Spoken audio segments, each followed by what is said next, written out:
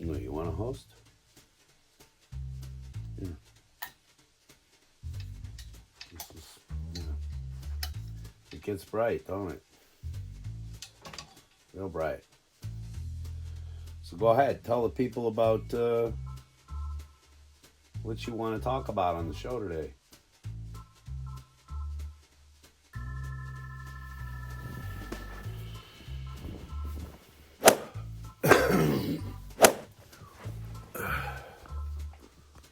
Hey everybody, how you doing? It is a rainy day here in the old PNW. So this morning, whilst having my coffee, I sat down and watched a second go through of The Wolfman. So I'm here to talk about it. Okay, let's get it out of the way. It's not Citizen Kane. Very few things that I sit through in terms of film and then review here are going to be Citizen Kane. In fact, I find Citizen Kane to be extremely boring. Rosebud my butt. But, yeah. I did want to sit down and talk about this because the Universal monster pantheon of the old days is very important to me. My generation, we would gather around the television set on Halloween and watch Godzilla movies. We would watch lots of stuff, but you would always be guaranteed a little bit of Frankenstein, a little bit of Dracula, and of course a little bit of the Wolfman. And Universal, for whatever reason, decided back in the late 2010s or the early 2010s, excuse me, they decided to make a Universal monster connected universe where all of these monsters would then interact with each other in the new movies in the way that Marvel had done, in the way that Warner had done with the DC properties. It didn't work. It failed miserably. And as a result of Tom Cruise's Mummy film, the whole Universal monster connected universe just went kablooey. And they decided to try to recoup what little money they could by taking the scripts that had been already worked up and or cast, and they tried to make them standalone films. So they did it with The Invisible Man, which was a film I need to probably watch again, but I remember watching it the first time I've seen it and I hated it. And I mean, I didn't hate it, but it wasn't good, you know? And so when I finally got my mitts on this newest attempt at Wolfman, no the on this one, just Wolfman, dubious at best, right? You know, they've already screwed up Dracula. That was Dracula Untold. They had always threatened a Frankenstein, starting with The Bride of Frankenstein, I believe, which was a, bold strategy, Cotton. Let's see how it pays off for them. The Mummy film that Tom Cruise did was not absolute garbage, but pretty much hot garbage. And so the other thing too is that Benicio del Toro, I think, did a version of the classic Wolfman picture that also failed miserably. So sitting down to this one featuring Ruth from the Ozarks show. I mean, this is how we all refer to her. Everybody calls her Ruth because forever she will be Ruth, especially with the hairdo that she's got going on in this film. This movie was conceived in 2014 and finally arrived as a 2024 film. The original version of it was being pitched by Ryan Gosling and a different director, and then the director pulled out of the production, and then Ryan Gosling said, nah, I've got other things to do, like weed the garden. And so they shoved all of these people into this already formed film, basically, and told them, here, run with it. And it wasn't a terrible mistake. I'm going to get into what I like about the movie. I am not going to spoil anything, though.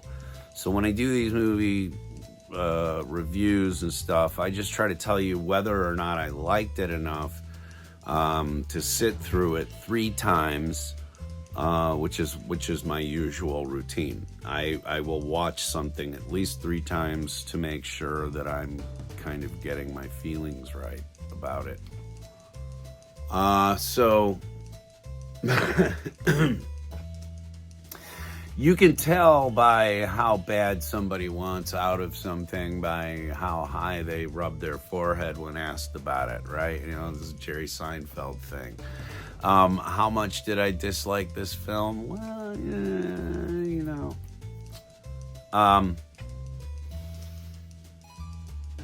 They decided to do some different things with it, and the mistake most directors make is listening to the people that are completely burned out on going to movies, and they don't want to rent anything, and they're just more interested in sitting and staring at the wall than anything that comes from Hollywood, when they say they want something different. Okay, it's going to be a running theme for the next couple of movie reviews that I do. But when you ask for something different, don't be surprised when it's different.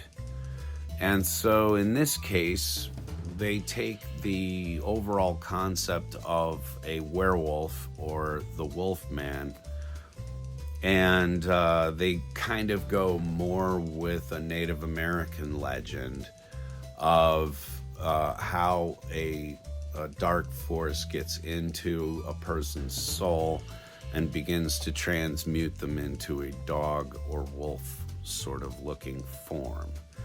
And when you see the opening of this film, they tell you that it is in the Pacific Northwest. So like we were like, oh cool, the woods of Central Oregon, hey, you know. Turns out it was all filmed in New Zealand, by the way. That's the only spoiler I'm going to give you. But when you look at it, it's hard to believe that it's not actually Oregon. I mean, the illusion was cast very well on that respect.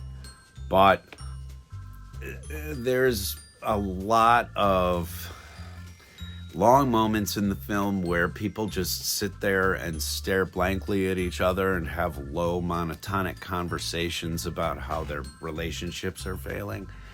And it's this whole thing where, you know, you're supposed to understand that this daughter is dealing with a dad who became, you know, in trying to protect your children from becoming scarred, you become the thing that scars your child, which is a little bit of a rip on Jack Torrance, I would imagine, the character from The Shining, who is dealing with his alcoholism, okay?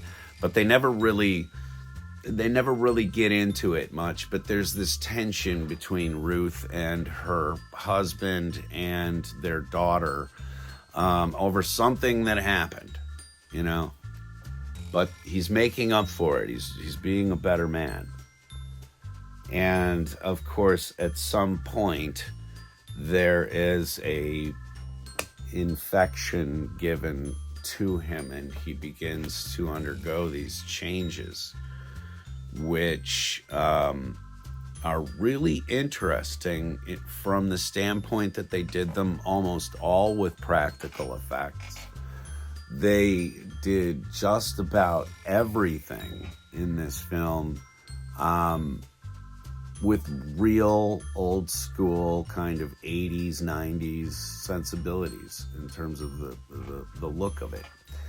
I don't mind that so much, and I really don't mind that they changed how a person goes through a lycanthropic experience. They show you things from his perspective and their perspective whilst this change is going on. That's another interesting point about the film that I think deserves recognition. But ultimately, when you ask somebody for brave writing, they come up with something that you weren't expecting. And so I feel bad for the people who are cast in this film after Ryan Gosling and all of his crew got through quitting on it. They did with what they had, and it's not a terrible sit-through.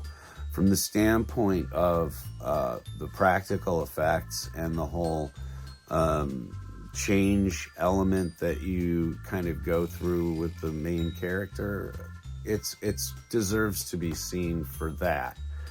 I can see ultimately why this film failed. I can see why it's on Peacock for streaming. No offense to Peacock or any of the people involved with this film. I think that there was a heck of a lot of polishing that happened on this thing. So kudos for that.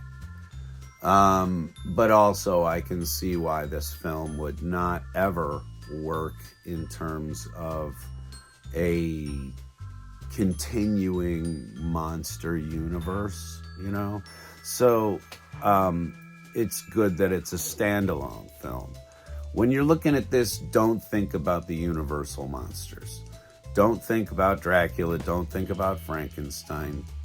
If you have to think about anything, maybe think about that film Wendigo from back in the mid-2000s or so. It's much more depthy than that, but also be prepared for a couple of really lengthy conversations that happen in it. And the funny part about that is that before Annie and I sat down to watch the movie, I said, what is the runtime? And she said, it's 1 hour and 43 minutes. I was like, okay, well, here comes a film that's going to have at least about 13 to 20 minutes that should have been left on the cutting room floor. And dang if I wasn't right. It's about that amount of time. These two conversations that really slow the whole film down. There's a bunch of sort of weird crap about the Pacific Northwest being a place that has diseases. We don't. I know it was a point that had to be made for the film, but you know, this local says, things are different here. People have different diseases. We don't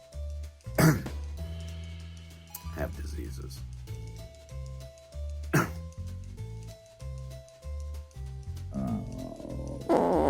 Sorry, just a little indigestion.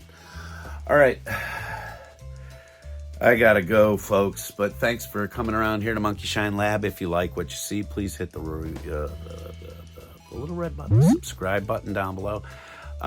We don't always do movies. We do comic books, we do toys, we do toy hunts, we do all sorts of different things. So please come on back and give us a shot, huh? All right.